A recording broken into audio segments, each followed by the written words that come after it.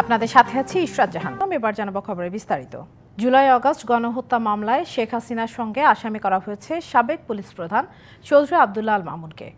আন্তর্জাতিক অপরাধ ট্রাইব্যুনালের চিফ প্রসিকিউটর তাজুল ইসলাম আজ এ কথা জানিয়েছেন। রবিবার ট্রাইব্যুনালের চেয়ারম্যান বিচারপতি গোলাম মর্তুজা মজুমদারের নেতৃত্বে ৩ সদস্যের বেঞ্চ এই আদেশ দেয়। এই মামলায় তাকে একদিনের জিজ্ঞাসাবাদের অনুমতি দিয়েছে আন্তর্জাতিক অপরাধ ট্রাইব্যুনাল। গণ-অভ্যুত্থান দমাতে শেখ হাসিনার নির্মম গণহত্যার অন্যতম সহযোগী হিসেবে সাবেক আইজিপি চৌধুরী আব্দুল্লাহ আল মামুনকে আসামি করার মতো তথ্য প্রমাণ প্রসিকিউশনের হাতে আছে বলে জানান চিফ প্রসিকিউটর। এদিকে সাভারের শিক্ষার্থী আহসাবুল ইয়ামিন হত্যা মামলায় সাভারের স্থানীয় ৩ আওয়ামী লীগ নেতাকে গ্রেপ্তার দেখিয়ে কারাগারে পাঠানো হয়েছে। শেখ হাসিনার বিরুদ্ধে যে দুটো মামলা আছে, একটা জুলাই আগস্টের গণহত্যার ব্যাপারে আর একটা হচ্ছে গুম এবং এক্সট্রা জুডিশিয়াল কিলিংয়ের ব্যাপারে। আজকে তার সাথে ওই মামলাতে সাবেক পুলিশ মহাপরিদর্শক চৌধুরী আব্দুল্লাহ আল মামুন সাহেবকে ওই মামলাতে আসামি হিসাবে গ্রেপ্তার দেখানোর জন্য আমরা আবেদন করেছিলাম। সেই আবেদনটা আজকে মঞ্জুর হয়েছে। জিনিসপত্রের দামের আগুন বা মূল্যস্ফীতির কষাঘাত সহসাই থামবে না, আর এসব নিয়ে এখনই কোনো সুবাতাস দেখছে না গবেষণা প্রতিষ্ঠান সিপিডি। সংস্থাটির দাবি, ভঙ্গুর আর্থিক খাত, রাজস্ব ঘাটতি আর বিদেশি ঋণ পরিশোধের চাপ থাকায় বাংলাদেশ ব্যাংক জুলাইয়ের মধ্যে মূল্যস্ফীতি কমিয়ে আনতে পারবে না। সকালে রাজধানী ধানমন্ডিতে সিপিডি কার্যালয়ে ২০২৫-২৬ অর্থ বছরের বাজেট সুপারিশ তুলে ধরে সংস্থাটি। এ সময় জানানো হয়, চলতি অর্থ বছরে রাজস্ব আয় লক্ষ্যমাত্রার চেয়ে ১,০৫,০০০ কোটি টাকা কম হবে। এই কারণে টাকা ছাপিয়ে ঋণ করতে হচ্ছে সরকারকে। গবেষকরা বলেন, ধারাবাহিক মূল্যস্ফীতির চাপে সংকটে আছে নিম্ন ও সীমিত আয়ের মানুষ। তাদের কিছুটা স্বস্তি দিতে বাজেটে ব্যক্তির করমুক্ত আয়সীমা ৪ লাখ করার পরামর্শ দেওয়া হয়েছে।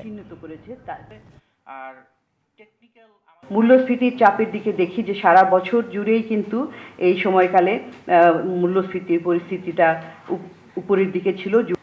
শহর এবং গ্রাম দুই পর্যায়ে সাধারণ মূল্যস্ফীতি গড়ে ৯% উপরে ছিল।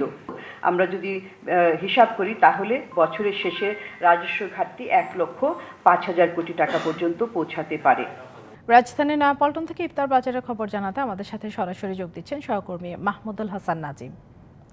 নাজিম, কেমন ভিড় দেখছেন ইফতারের বাজারে, আর বেশি বিক্রি হচ্ছে কোন খাবারগুলো? ইশরাত, আপনাকে ধন্যবাদ জানিয়ে দিতে চাচ্ছি। আসলে আজকে ইফতারের যে বাজার সম্পর্কে আসলে এখনও কিন্তু ইফতারের 2 ঘন্টার সময় বাকি আছে, যদিও 6টা ধরা হয়। সেই ক্ষেত্রে এখনও কিন্তু যারা সরকারি অফিস আদালত ছুটি হচ্ছে তারা বাসায় যাওয়ার সময় কিন্তু আসলে যেসব আইটেমগুলো বাসায় তৈরি করা হয় না সেসব আইটেমগুলো কিন্তু মূলত এই ইফতারের দোকানগুলোতে কিন্তু তারা বেচাকেনা করে। এবং যদি আমি বলতে চাচ্ছি, যেহেতু আসলে এখনও অনেক সময় বাকি আছে, সেই সময়টুকু থাকার কারণে কিন্তু তারা এখনো পর্যন্ত খুব আশানুরূপ ক্রেতা দেখা যাচ্ছে না। তো সেই ক্ষেত্রে কিছু ক্রেতা তো দেখা যাচ্ছেই। তো সব মিলিয়ে ধরেন ইফতারের ঠিক আগ মুহূর্তে 1 ঘন্টা বা আধা ঘন্টা আগে কিন্তু বেচাকেনার একটি সবচেয়ে একটু চাপ বেশি থাকে।